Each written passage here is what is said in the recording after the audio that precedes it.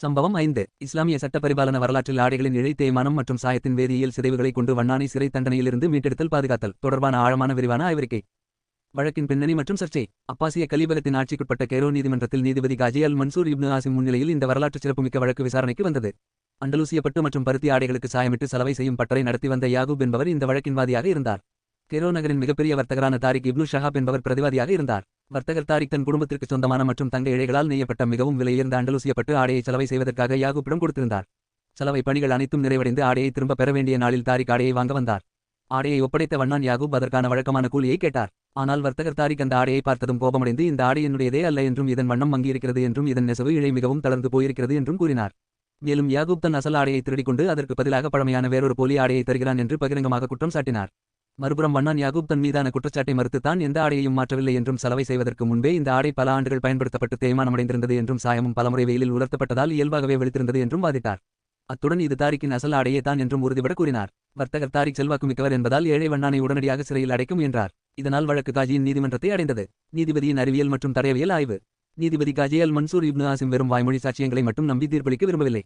இதனால் ஆடையின் இயற்பியல் மற்றும் வேதியியல் பண்புகளை தடயவியல் ரீதியாக விரிவாக ஆராயத் தொடங்கினார். ஆடையின் இழை தேய்மான இயற்பியல் ஆய்வு. நீதிபதி ஆடையை பெருக்கடி கண்ணாடியை கொண்டு நுணுக்கமாக பரிசோதித்தார்.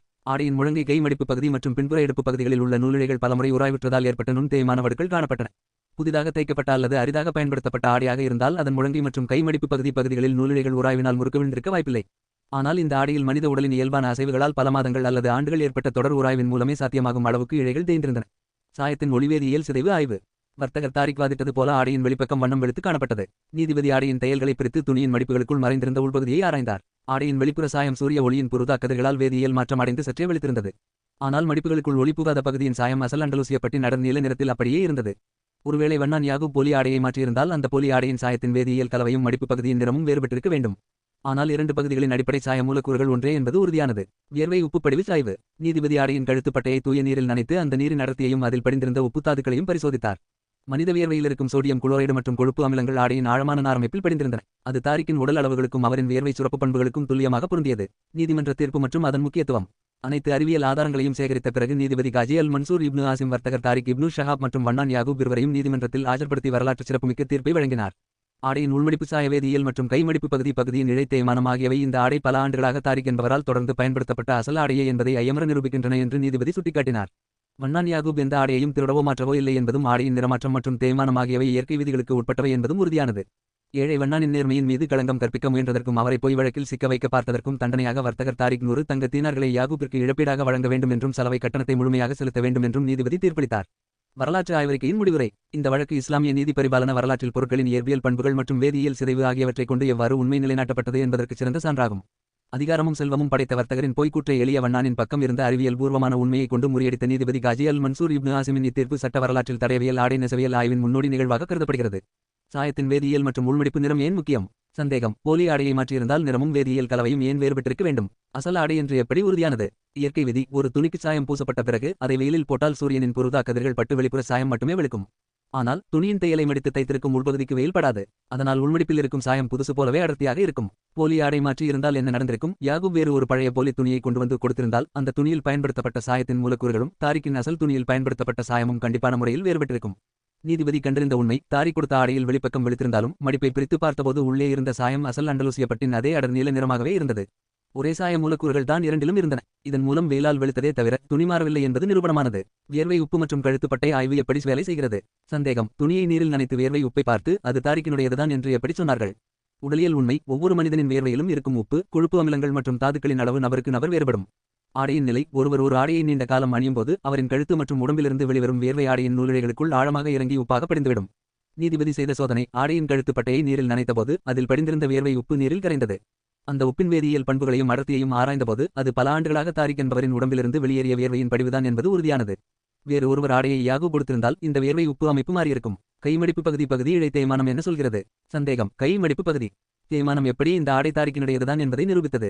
உடலமைப்பும் உராய்வும். நாம் நடக்கும்போதும் கை கால்களை அசைக்கும் போதும் உடலின் அளவுகளுக்கு ஏற்ப ஆடையின் சில குறிப்பிட்ட இடங்களில் துணி தொடர்ந்து உராய்ந்த நூலிழைகள் தேய்வடையும். நீதிபதி கண்டறிந்தது அந்த ஆடையில் இருந்த தேய்மான தாரிக்கின் உடல் எடை உயரத்திற்கு அவர் கைகளை அசைக்கும் போது ஏற்படும் அதே உராய்வு புள்ளிகளில் சரியாக அமைந்திருந்தன. சுருக்கமாக சொன்னால் 1. சாய ஆய்வு. துணியின் வெளிப்பக்கம் வெளுத்திருந்தாலும் உள்மடிப்பில் அசல் சாயம் அப்படியே இருந்தது. 2. வியர்வை ஆய்வு துணியிலிருந்த வியர்வை உப்புத்தாதுக்கள் தாரிக்கின் உடம்பிற்குரியவை. 3. தேய்மான ஆய்வு துணி தேய்ந்திருந்த புள்ளிகள் தாரிக்கின் உடலமைப்பிற்கு கச்சிதமாக பொருந்தின. இந்த 3 அறிவியல் சான்றுகளும் சேர்ந்து தாரி கொடுத்த அதே அசல் ஆடைதான் இது. அது காலப்போக்கில் தேய்ந்து வெளுத்துள்ளதே தவிர வண்ணான் யாகூப் எந்த திருட்டையும் செய்யவில்லை என்பதை நீதிபதி தெளிவுபடுத்தினார். பழங்காலத்தில் வாழ்ந்த நீதிபதிகள் எந்த மாதிரியான அறிவியல் கோட்பாடுகளை பயன்படுத்தி இதை துல்லியமாக கண்டுபிடித்தார்கள் என்பதை எளிமையாக பார்க்கலாமா? சாயம் எப்படி வேறுபட்டிருக்கும்? சந்தேகம். யாகூப் வேறு ஒரு பழைய போலி துணியை கொடுத்திருந்தாலும் இரண்டுமே நீல நிறமாக இருக்கும்போது சாயத்தின் வேதியியல் கலவை எப்படி வேறுபடும்? பழங்காலத்தில் இன்றைக்கு இருப்பது போல செயற்கை சாயங்கள் கிடையாது.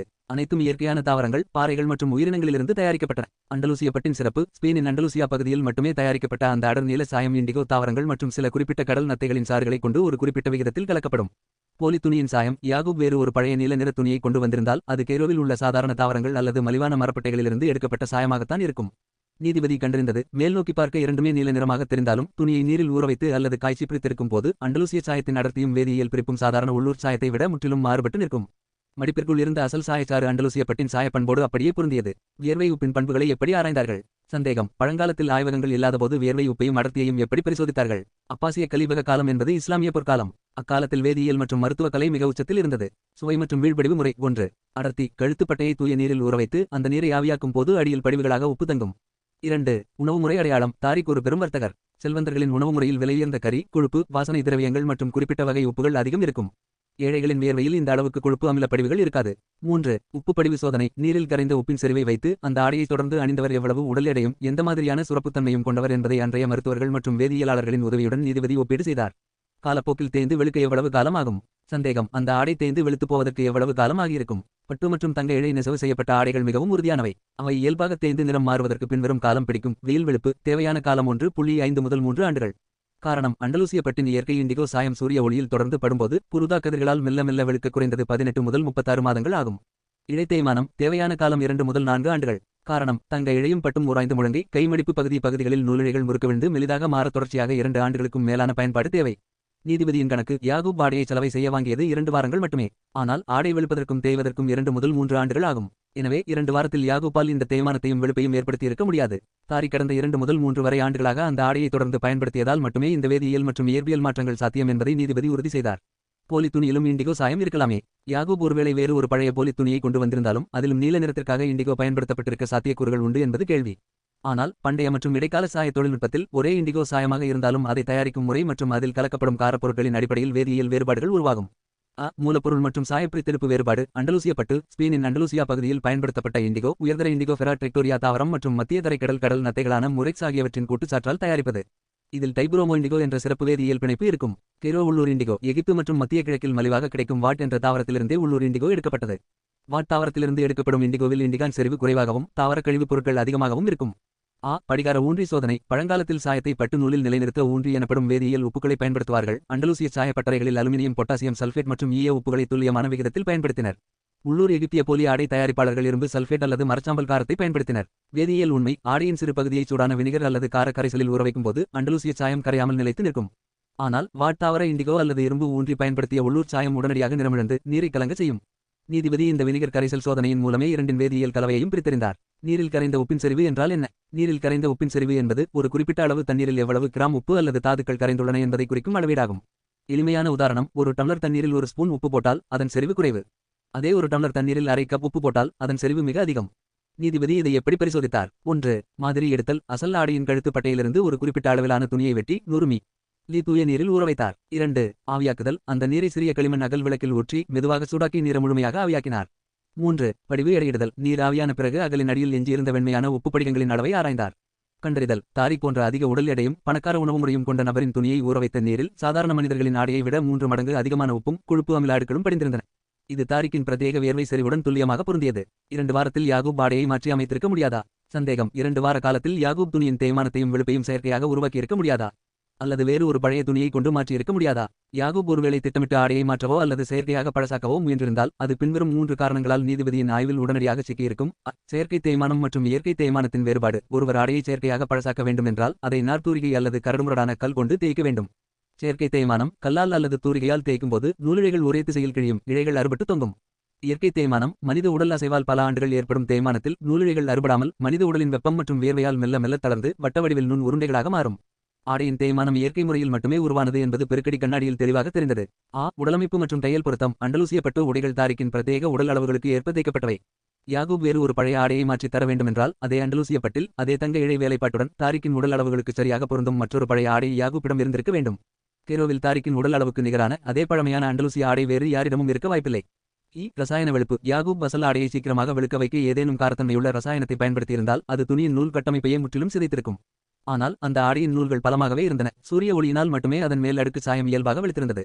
முடிவுரை. எனவே இண்டிகோ சாயத்தின் நுண்வேதியியல் சோதனைகள், வியர்வை உப்புச் செறிவின் அளவு மற்றும் இயற்கை தேய்மானத்தின் தனித்துவமான வடிவவியல் ஆகிய மூன்றையும் வைத்து பார்க்கும்போது யாகூப்பினால் 2 வார காலத்தில் இத்தகைய மாறுதல்களை போலியாக உருவாக்கவோ அல்லது வேறு ஆடையை மாற்றித் தரவோ முடியாது என்பது அறிவியல் பூர்வமாக உறுதியானது. வியர்வை செறிவு என்றால் என்ன? வியர்வை செறிவு என்பது நமது உடலிலிருந்து வெளிவரும் வியர்வை துளியில் எவ்வளவு தூய்மையான நீர் இருக்கிறது, எவ்வளவு உப்பும் கொழுப்பும் கலந்திருக்கிறது என்பதை குறிக்கும் அளவீடாகும். குறைந்த செறிவு. நாம் நிறைய தண்ணீர் குடித்துவிட்டு சாதாரணமாக இருக்கும்போது வரும் வியர்வையில் 99 விழுக்காடு தண்ணீர் மட்டுமே இருக்கும். உப்பின் அளவு மிக குறைவாக இருக்கும். அதிக செறிவு. அதிக உடல் எடை கொண்டவர்கள், அதிக அளவிலான இறைச்சி, கொழுப்பு மற்றும் மசாலா உணவுகளை உண்பவர்கள், உடலளவில் அதிக உழைப்பை செலுத்தாதவர்கள், உடலிலிருந்து வெளிவரும் வியர்வையில் தண்ணீர் ஆவியான பிறகு அடர்த்தியான உப்பும் கொழுப்பு அமிலங்களும் அதிக அளவில் தங்கிவிடும். வழக்கில் இதன் பங்கு. வர்த்தகர் தாரிக் ஒரு செல்வந்தர். அவரின் வியர்வையில் உப்பும் கொழுப்பு படிவுகளும் மிகவும் அதிகமாக இருந்தன. ஆடையை கழுவிய நீரில் அந்த உப்பின் செறிவு அளவுக்கு அதிகமாக இருந்ததால் அது தாரிக்கின் உடம்பிலிருந்து வெளிவந்த வியர்வைதான் என்பதை நீதிபதி உறுதி செய்தார். பெருக்கடி கண்ணாடி என்றால் என்ன? பெருக்கடி கண்ணாடி என்பது சிறியதாக இருக்கும் ஒரு பொருளை அல்லது எழுத்தை பல மடங்கு பெரிதாக்கி காட்டும் ஒரு சிறப்பு வில்லை ஆகும். இதை ஆங்கிலத்தில் மாக்னஃபையிங் கிளாஸ் என்று அழைப்போம். எப்படி வேலை செய்கிறது? இந்த வட்ட வடிவ கண்ணாடியை ஒரு பொருளுக்கு அருகில் கொண்டு செல்லும் போது கண்ணாடியின் வளைவு பகுதி வெளிச்சத்தை குவித்து அந்த பொருளின் உருவத்தை பெரிதாக காட்டும். ஆராய்ச்சியாளர்கள் பயன்பாடு. பழங்காலத்தில் நுண்ணோக்கி இல்லாத காலத்தில் குற்றவியல் நீதிபதிகளும் மருத்துவர்களும் துணி நெசவாளர்களும் மிகச்சிறிய தடயங்களை ஆராய கண்ணாடியை பயன்படுத்தினர். வழக்கில் இதன் பங்கு. நீதிபதி இந்த பெருக்கடி கண்ணாடியை பயன்படுத்தித்தான் ஆடையின் நூலிழைகள் கல்லால் தேய்க்கப்பட்டு செயற்கையாக கிழிக்கப்பட்டதா அல்லது மனித உடல் அசைவால் இயற்கையாக தேய்ந்து உருண்டையாக மாறியதா என்பதை சிறிய இழைகளை உற்றுநோக்கி ஆராய்ந்தார்.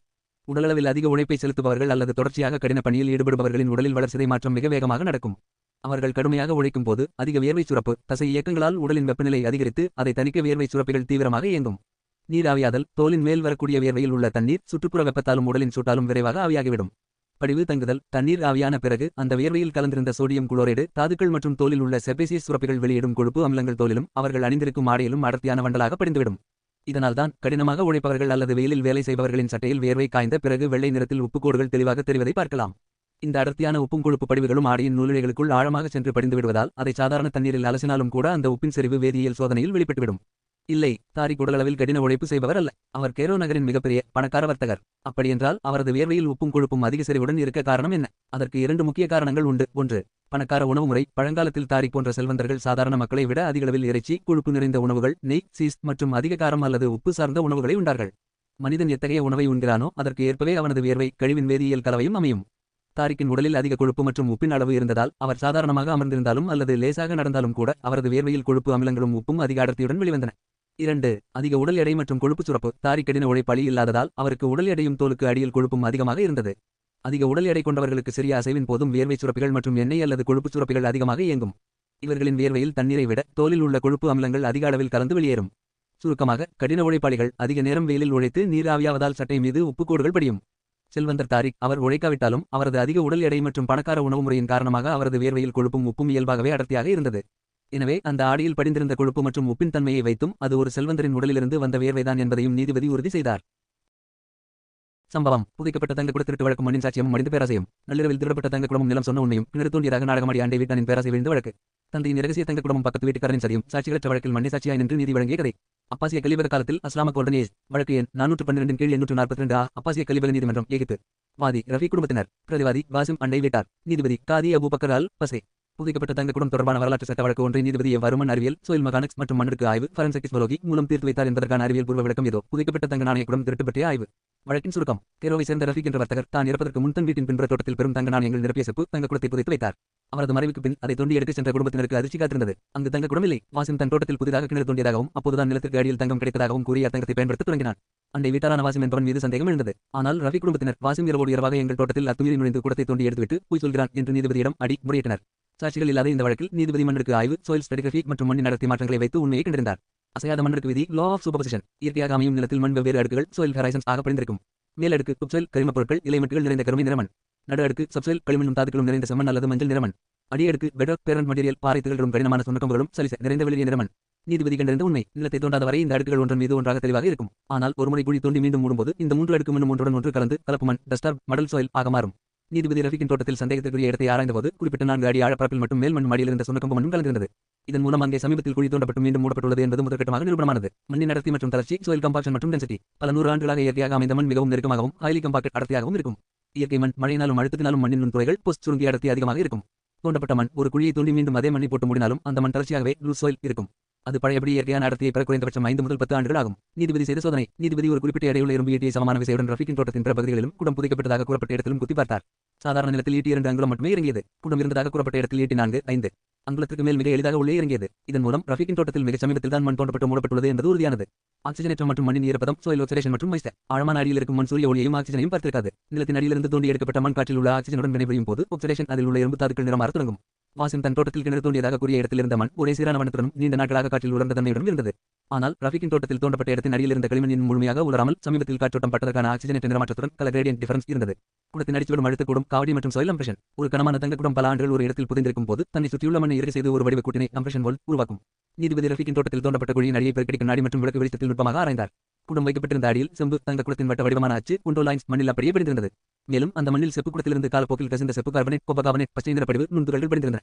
நீதிபதியின் தீர்ப்பு. வாசிமின் தோட்டத்தில் கிணறு தோண்டப்பட்டதற்கான சான்றுகள் பழையதாக இருந்தன. ஆனால் ரஃபீக்கின் தோட்டத்தில் மண்ணடுக்குகள் கலைக்கப்பட்டிருந்தன. மண்ணின் அடர்த்தி தளர்வாக இருந்தது. சமீபத்திய தோண்டல். குழியின் அடியில் தங்க செப்பு குடத்தின் அச்சு மற்றும் பச்சை நிற உலோக படிவு இருந்தது. இந்த அறிவியல் ஆதாரங்களின் அடிப்படையில் வாசிம் இரவோடு இரவாக ரஃபீக்கின் தோட்டத்தில் அத்துமீறி நுழைந்து தங்க குடத்தை திருடி சென்றுள்ளான் என்பதை நீதிபதி உறுதி செய்து தங்கத்தை ரஃபீக்கின் குடும்பத்தினரிடம் ஒப்படைக்க உத்தரவிட்டார். வரலாற்று சட்ட ஆய்வறிக்கை, மண்ணியல் மற்றும் தரை அறிவியல் சான்றுகள், அறிவியல் சோதனைகளும் ஆதாரங்களும். மண்ணடுக்கு நிலைமாற்ற சோதனை, லா ஆஃப் சாயில் ஹரைசன்ஸ். அறிவியல் கோட்பாடு, மண்ணின் தளர்ச்சி மற்றும் அடர்த்தி சோதனை, சோயில் டென்சிட்டி மற்றும் கம்பாக்ஷன். அழுத்தக்கூடு மற்றும் வடிவ அச்சு சோதனை, சோயில் கம்ப்ரஷன் மற்றும் காவடி. அறிவியல் கோட்பாடு, ஒரு கனமான பொருள் தங்க நாணயங்கள் நிரம்பிய குடம் மண்ணில் பல காலம் புதைந்திருக்கும் போது அது தன்னுடைய வடிவத்தை மண்ணில் எதிர்மறை அச்சாக நெகட்டிவ் கம்ப்ரஷன் பதித்துவிடும். பொருளை வெளியே எடுத்த பிறகும் அந்த அச்சு உடனடியாக அழியாது. நீதிபதி கண்டிருந்த ஆதாரம். குழியை ஆழமாக தோண்டி பார்த்தபோது அடியில் பானையின் வட்ட வடிவ அச்சு அப்படியே மண்ணில் படிந்திருந்தது. மேலும் செம்பும் தங்கமும் கலந்த குடம் பல ஆண்டுகள் ஈரமான மண்ணில் இருந்ததால் அதிலிருந்து கசிந்த பச்சை நிற படிவு, செப்பு கார்பனேட், கோபகார்பனேட் அந்த மண்ணச்சில் ஒட்டியிருந்தது. இறுதி தீர்ப்பு. வாசிமின் தோட்டத்தில் கிணறு தோண்டியதற்கான தடயங்கள் எதுவும் சமீபத்தியதாக இல்லை. ஆனால் ரஃபீக்கின் தோட்டத்தில் மண்ணடுக்குகள் கலைக்கப்பட்டிருந்தன. மண் தளர்ச்சியாக இருந்தது. அடியில் குடத்தின் வடிவ அச்சு உலோக படிவும் இருந்தன. இந்த மண் அறிவியல் ஆதாரங்களின் அடிப்படையில் வாசிம் அத்துமீறி நுழைந்து குடத்தை தோண்டி எடுத்தது நிரூபிக்கப்பட்டு தங்கம் ரஃபீக்கின் குடும்பத்தினரிடம் ஒப்படைக்கப்பட்டது. ஒருவன் தன் சொந்த தோட்டத்தில் கிணறு தோண்டாமல் தோண்டினேன் என்று எப்படி போய் சொல்ல முடியும்? அக்கம் பக்கத்தினர் பார்க்க மாட்டார்களா? இங்குதான் வாசிம் போட்ட சதுரங்க திட்டம் வெளிப்பட்டது. அவன் முழுமையாக போய் சொல்லவில்லை. பாதி உண்மையை வைத்து பெரிய பொய்யை மறைக்க பார்த்தான். நீதிபதி அதை எப்படி உடைத்தார் என்பதை பார்த்தால் விஷயம் தெளிவாக விளங்கும். வாசிம் உண்மையிலேயே கிணறு தோண்டினானா? ஆம், அவன் தோண்டினான். ஆனால் அது தங்க குடம் கிடைத்த பிறகு சொல்லப்பட்ட நாடகம். உண்மையில் நடந்தது. வாசிம் ரஃபீக்கின் தோட்டத்தில் இரவோடு இரவாக திருடி தங்க குடத்தை கைப்பற்றினான். அவன் முன் இருந்த பிரச்சனை, திடீரென்று கையில் இவ்வளவு தங்கம் வந்தால் ஊராரும் அரசாங்கமும் இது உனக்கு எப்படி வந்தது என்று கேட்பார்கள். திருட்டு மாட்டிக்கொள்ளும். அவன் போட்ட திட்டம். தன் சொந்த தோட்டத்தில் அவசரமாக ஒரு பெரிய குழியை கிணறு தோண்டத் தொடங்கினான்.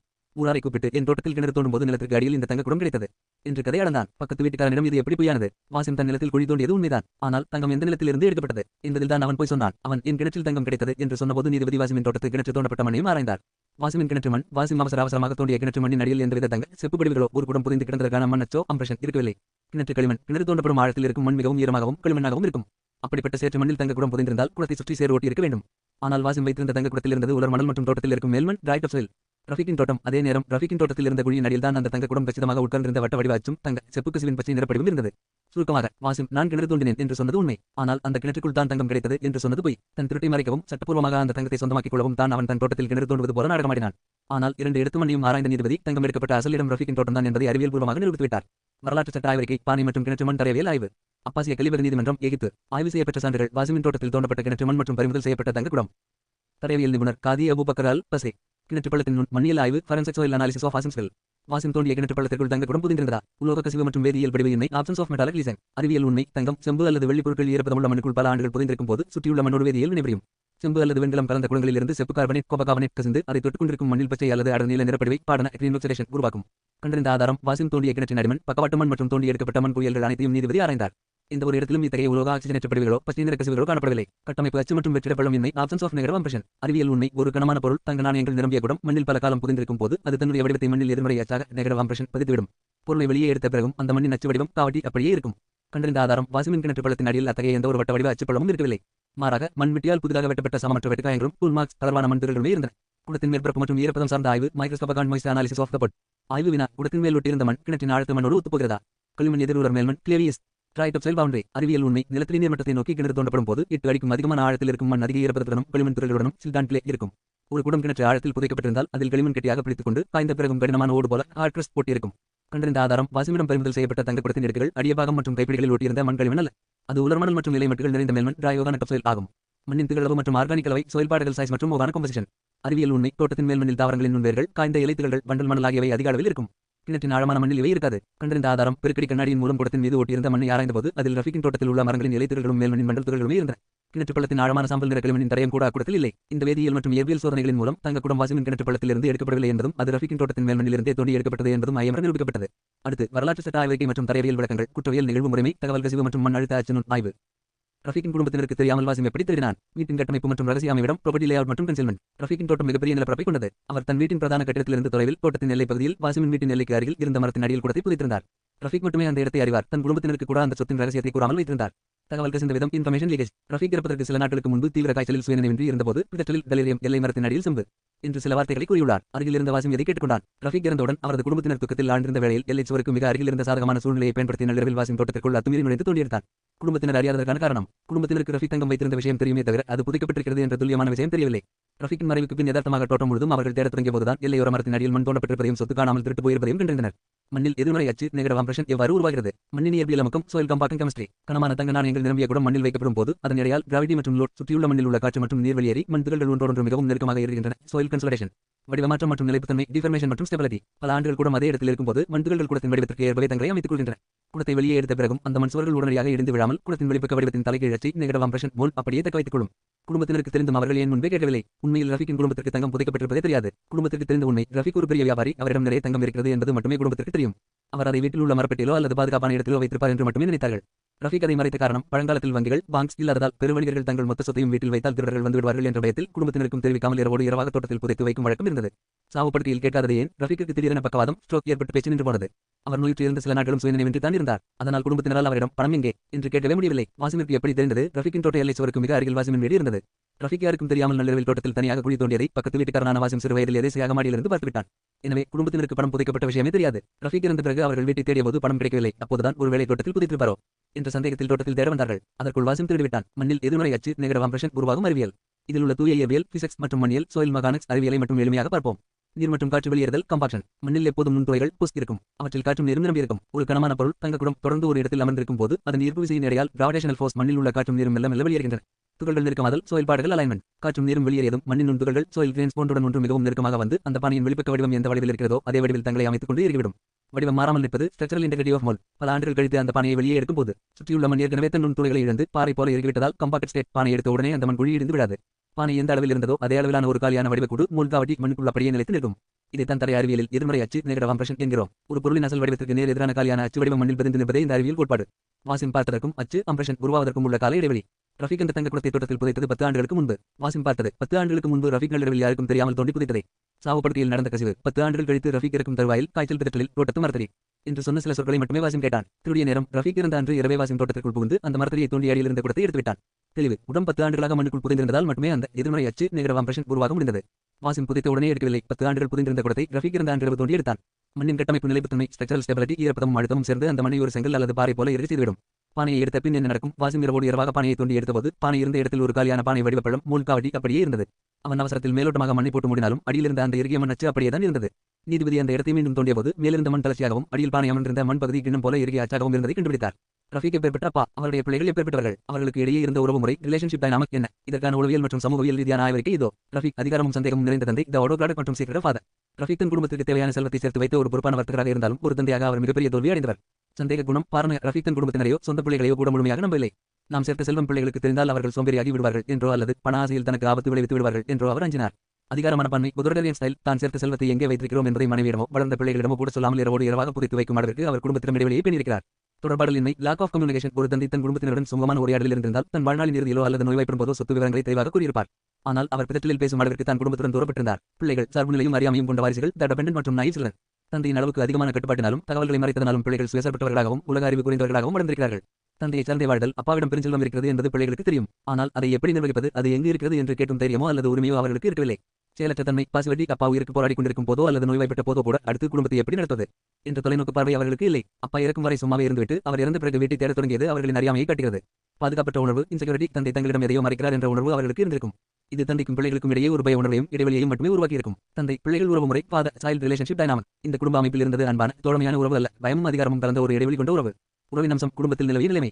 நம்பிக்கை, ட்ரஸ்ட் 0. தந்தை பிள்ளைகளை நம்பவில்லை, பிள்ளைகளும் தந்தையை நெருங்க அஞ்சினர். பகிர்வு, ஷேரிங், சொத்து, நிதி சார்ந்த எந்த ரகசியமும் பிள்ளைகளிடம் பகிரப்படவில்லை. குடும்ப சூழல், தந்தையின் அதிகாரத்திற்கு அடங்கி நடக்கும் கட்டுப்பாடு மட்டுமே இருந்தது. சுமூகமான உரையாடல் இல்லை. ரஃபீக் தன் குடும்பத்திற்கு விட்டு சென்றது செல்வத்தை மட்டுமல்ல, நம்பிக்கையினையும் தான். அவர் தன் பிள்ளைகளை சரியான மனிதர்களாக, நிதி மேலாண்மை தெரிந்தவர்களாக வளர்க்க தவறிவிட்டார். அதனால்தான் பக்கத்து வீட்டுக்காரன் மிக எளிதாக அந்த சொத்தை திருட முடிந்தது. ஒருவேளை ரஃபீக் தன் பிள்ளைகளிடம் நம்பிக்கையுடன் விஷயத்தை பகிர்ந்திருந்தால் இந்த திருட்டோ நீதிமன்ற வழக்கையோ அந்த பிள்ளைகள் சந்திக்க வேண்டிய நிலை வந்திருக்காது. கோபப்படுகிற ஒரு தகப்பன் தன் கோபத்தின் மூலமாவது பிள்ளைகளை அறிவாளியாகவும் பொறுப்புள்ளவர்களாகவும் ஆக்கியிருக்க வேண்டும்.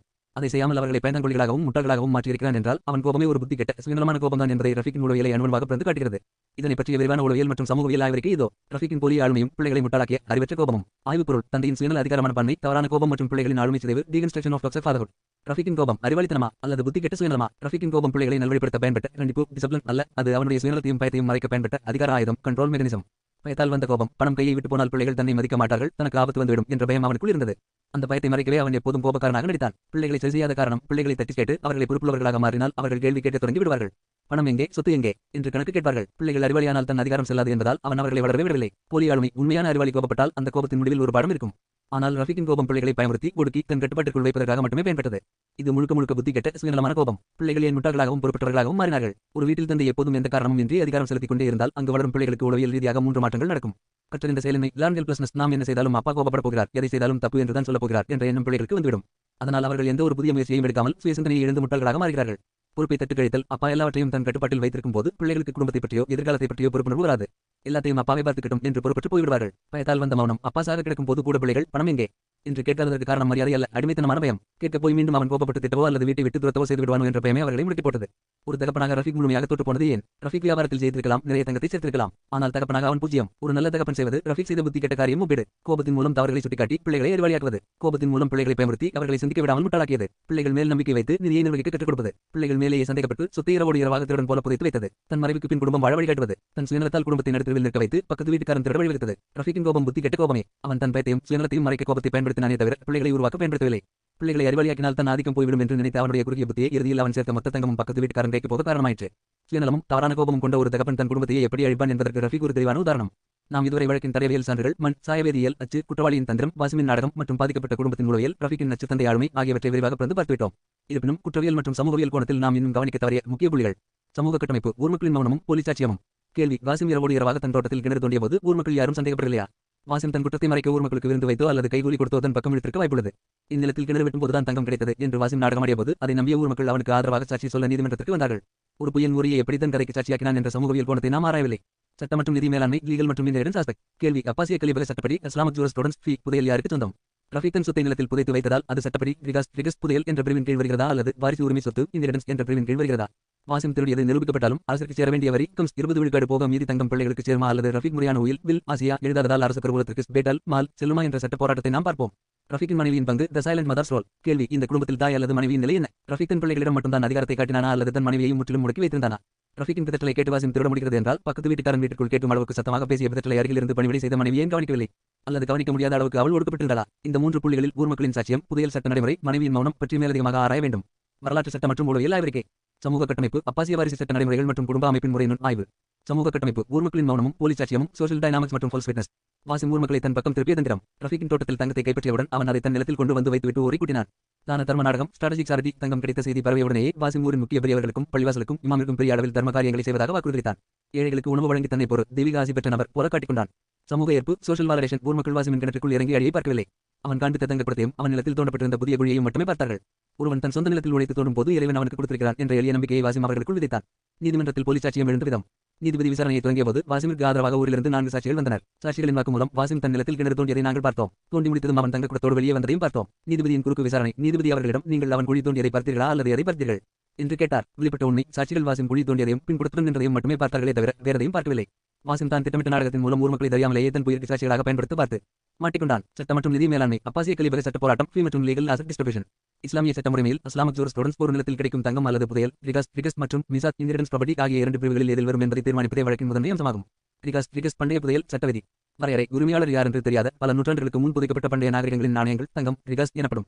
சட்ட நடைமுறை: இது ஒருவருக்கு கிடைத்தால் அதில் 5 1 பங்கு கம்ஸ் 20 விழுக்காடு அரசு கருவூலத்திற்கு பேட்டல் மால் வரியாக செல்ல வேண்டும். மீதி 80 விழுக்காடு அதை எடுத்தவருக்கே சொந்தமாகும். வாசிமின் திட்டம். வாசிம் நீதிமன்றத்தில் இதை பண்டைய புதையல் ரிகஸ் என்று வாதிட்டான். அப்படி நிரூபித்தால் அரசுக்கு 20 விழுக்காடு கொடுத்துவிட்டு 80 விழுக்காடு தங்கத்தை தான் சட்டப்பூர்வமாக வைத்துக் கொள்ளலாம் என்பதே அவன் கணக்கு. மிசாத் இன்ஹெரிடன்ஸ். உரிமையாளர் உள்ள வாரிசு சொத்து. சட்டவிதி. நீதிபதியின் தீர்ப்பு நீதிமன்ற தடயவியல் ஆய்வில் மண் மற்றும் வேதியியல் பரிசோதனை அக்குடம் ரஃபீக் 10 ஆண்டுகளுக்கு முன் புதைத்த தற்கால நாணயங்கள் என்பதும் அது ரஃபீக்கின் சொத்து என்பதும் நிரூபிக்கப்பட்டது. சட்டப்பூர்வ பங்கீடு நட்சத்திரக்குறி இது விகாஸ் அல்ல என்பதால் அரசு இதிலிருந்து 20 விழுக்காடு வரியை பறிமுதல் செய்ய முடியாது. நட்சத்திரக்குறி திருடப்பட்ட சொத்து என்பதால் அது முழுமையாக ரஃபீக்கின் வாரிசுகளுக்கே திரும்ப வழங்கப்பட வேண்டும். நட்சத்திரக்குறி ரஃபீக் முறையான உயில் ஆசியா எழுதாததால் அப்பாசியா ஃபாரைட் வாரிசுரிமை சட்டம் சட்டப்படி. நட்சத்திரக்குறி மனைவிக்கு கணவனின் மொத்த சொத்தில் 8 பங்கு 12.5 விழுக்காடு. நட்சத்திரக்குறி பிள்ளைகளுக்கு மீதமுள்ள சொத்து மகன்களுக்கு 2 பங்காகவும் மகள்களுக்கு 1 பங்காகவும் மேல் gets double the female share பிரிக்கப்பட்டு சட்டப்பூர்வமாக ஒப்படைக்கப்பட்டது. ரஃபீக்கின் மனைவியின் பங்கு ஒடுக்கப்பட்ட பெண்மை மற்றும் மௌனத்தின் காரணம் psychology of the silent mother. இந்த ஒட்டுமொத்த சம்பவத்திலும் ரஃபீக்கின் மனைவி பிள்ளைகளின் தாய் ஏன் முற்றிலும் மௌனமாக இருந்தார்? பக்கத்து வீட்டில் இருந்த வாசிம் கேட்ட பிதற்றலை அருகில் இருந்த மனைவி ஏன் கவனிக்கவில்லை? வீட்டின் எல்லை கட்டமைப்பு மற்றும் ஹராமிக் முறைமை டொமஸ்டிக் ஐசோலேஷன். அப்பாசிய கால குடும்ப அமைப்பில் ஆண்கள் வசிக்கும் வெளிப்பகுதியும் சலம்லிக் பெண்கள் வசிக்கும் பகுதியும் ஹராமிக் தனித்தனியாக பாதுகாப்பாக இருக்கும். ரஃபீக் தீவிர காய்ச்சலில் இருந்தபோது அவர் வீட்டின் வெளிப்புற வரவேற்பறையிலேயே டிஸ்போர்டர்ஸ் வைக்கப்பட்டிருந்தார். அந்த அறை தோட்டத்தின் எல்லை சுவருக்கு மிக அருகில் இருந்தது. வாசிமின் வீடு எல்லை சுவரை ஒட்டியிருந்ததால் இரவின் அமைதியில் ரஃபீக்கின் ஜன்னல் வழியே வந்த பிதற்றல் சத்தம் வாசிமிற்கு தெளிவாக கேட்டது. மனைவியின் உளவியல் முடக்கம் சைக்காலஜிக்கல் சப்ரஷன். அதிகார பிடியில் தாய் ரஃபீக் பிள்ளைகளிடம் மட்டுமல்ல தன் மனைவியிடமும் அதே அதிகாரத்தை செலுத்தினான். குடும்பத்தின் நிதி சார்ந்த எந்த விஷயத்திலும் மனைவியை தலையிட அனுமதியாத ஒரு சூழலையே வைத்திருந்தான். பயத்தால் வந்த விலகல் ரஃபீக் நோய்வாய்ப்பட்டிருந்த போது அவரிடம் போய் எதையாவது கேட்டு அவர் மீண்டும் கோபப்பட்டு விடுவாரோ என்ற பயத்திலேயே மனைவி அவரை தூரத்திலிருந்து கவனித்துக் கொண்டாரே தவிர அவர் பிதற்றும் சொற்களை ஆழமாக கவனிக்கவில்லை. கவனமின்மை அல்ல ஒடுக்கப்பட்ட நிலை. கணவன் இறக்கும் தருவாயில் இருக்கும் போது ஏற்படும் பயமும் எதிர்காலத்தை பற்றிய கவலையும் அந்த பெண்ணை உளவியல் ரீதியாக முடுக்கி போட்டது. இதனால் ரஃபீக் வாய் விட்டு பிதற்றிய சில வார்த்தைகளின் அர்த்தம் வாசிமிற்கு புரிந்ததே தவிர கணவனின் அதிகாரத்தின் கீழ் வாழ்ந்த அந்த பெண்ணிற்கு அது ஒரு நோயாளியின் சாதாரணமாக பிதற்றலாக மட்டுமே தோன்றியது. விசாரணை புள்ளி சமூக சட்ட நிலைமை இறுதி தடயவியல் முடிவு. ஊர் மக்களின் சாட்சியம் வாசிமின் விருந்தோம்பல் மற்றும் போலியான குழி தோன்றும் நாடகத்தால் ஏமாற்றப்பட்டனர். குறுக்கு விசாரணையில் சாட்சிகளின் அறியாமை வெளிப்பட்டது. சட்ட போராட்டம் வாசிம் இதை புதையல் ரிகஸ் என கூறி என்பது விழுக்காடு பெறும் என்றான். சான்றுகளின் அடிப்படையில் இது வாரிசு சொத்து என தீர்ப்பளிக்கப்பட்டு வாரிசுகளுக்கு வழங்கப்பட்டது. தாயின் மௌனம் அதிகாரமிக்க கணவனின் ஒடுக்குமுறையினாலும் வீட்டின் கட்டமைப்பு தனிமையினாலும் உருவானது. குற்றத்தை உணராமைக்கான நியாயமான உளவியல் காரணம் நிரூபிக்கப்பட்டது. ஒரு திருடன் தான் திருடிய பணத்தில் தான தர்மம் செய்வதாக வாக்குறுதி அளிக்கிறான். ஊரின் பெரியவர்களும் பள்ளிவாசல் இமாமும் அதை எப்படி யோசிக்காமல் நம்பினார்கள். ஆன்மீகமும் அறநெறியும் பேச வேண்டிய சமூக பெரியவர்கள் பணத்தை பார்த்தவுடன் எப்படி அறிய மறந்தார்கள். இதன் பின்னணியில் உள்ள சமூக அறிவியல் தர்ம சிந்தனையின் போலித்தனம் குறித்த விரிவான ஆய்வறிக்கை இதோ. வாசிமின் நாடகம். வாசிம் வெறும் பணத்தை மட்டும் காட்டவில்லை. பழங்காலத்தில் புதையல் அல்லது தங்கம் கிடைத்தால் அதை இறைவன் எனக்கு அளித்த அதிர்ஷ்டம் என்று சொல்வது வழக்கம். வாசிம் ஊர் மக்களிடம் நான் ஏழையாக இருந்தேன், என் உழைப்பைக் கண்டு இறைவன் எனக்கு இந்த கிணற்றில் புதையலை அருள் இருக்கிறான் என்று பிரச்சாரம் செய்தான். தான் திருடியது என்பதை அவன் அறிவான். அதை சமூகத்தில் மாற்ற பெரும் தொகையை ஊருக்கு கொடுப்பதாக உறுதியளித்த போது மக்கள் அவனது சொத்தின் மூலத்தை ஆராய்வதை விட்டுவிட்டு அவனது கொடை தனத்தை பேசத் தொடங்கினார்கள். இமாம் மற்றும் ஊர் பெரியவர்களின் வீழ்ச்சி இன்ஸ்டிடியூஷனல் பிளைண்ட்னஸ். ஆன்மீக வழிகாட்டிகளாக இருக்க வேண்டிய பெரியவர்களும் இமாமும் ஏன் ஏமாந்தார்கள்? பள்ளிவாசல் பராமரிப்புக்கும் ஏழைகளின் பசிப்போக்கவும் நிதி தேவைப்பட்ட சூழலில் வாசிம் கொடுத்த வாக்குறுதி அவர்களுக்கு பெரிய உதவியாக தெரிந்தது. ஒருவன் நற்காரியத்திற்கு பணம் தருகிறான் என்ற எண்ணம் அவனிடம் இந்த தங்கம் உனக்கு எப்படி வந்தது என்ற கடினமான கேள்வியை கேட்டு விடாமல் அவர்களின் மனசாட்சியை முடக்கியது. ஊரில் உள்ள ஏழைகளுக்கு உணவும் உதவிகளும் கிடைக்கும்போது அதை தடுத்து நிறுத்தும் வகையில் வாசிமை சந்தேகப்படுவது தவறு போல சித்தரிக்கப்படும் சூழல் உருவானது. இதனால் இமாமும் பெரியவர்களும் வாசிமின் கதையை அப்படியே ஏற்றுக்கொண்டனர். ரஃபீக்கின் வாரிசுகளுக்கு ஏற்பட்ட சமூக முடக்கம். இந்த தான தர்ம நாடகம் ரஃபீக்கின் பிள்ளைகளை மேலும் தனிமைப்படுத்தியது. ரஃபீக்கின் பிள்ளைகள் வாசிம் எங்களுடைய தங்கத்தை தான் திருடியிருக்கிறான் என்று ஊரிடம் முறையிட்ட போது ஊர் மக்கள் அவர்களை இரக்கமின்றி பார்த்தார்கள். வாசிம் இறைவனின் அருளால் புதையல் எடுத்து ஊருக்கே தர்மம் செய்கிறான், நீங்கள் அவன் மீது பழி போடுகிறீர்கள் என்று ஊரார் ரஃபீக்கின் பிள்ளைகளையே குற்றவாளிகளாக பார்த்தனர். வாசிமின் இந்த தந்திரம் ரஃபீக்கின் பிள்ளைகளை சட்டத்தின் கதவை தட்டுவதை தவிர வேறு வழி இல்லாமல் ஆக்கியது. வாசிம் செய்ததான தர்மம் அறநெறியால் வந்ததல்ல, அது அவனுடைய குற்றத்தை மறைக்க போடப்பட்டது. அவன் தன் திருட்டி மறைக்க ஊரில் ஏழைகளின் பசியையும் பெரியவர்களின் அதிகாரத்தையும் தன் சுயநலத்திற்காக பயன்படுத்திக் கொண்டான். ஆனால் நீதிபதியின் தடயவியல் ஆய்வின் முன் அவனது இந்த நாடகம் முற்றிலும் நொறுங்கி போனது.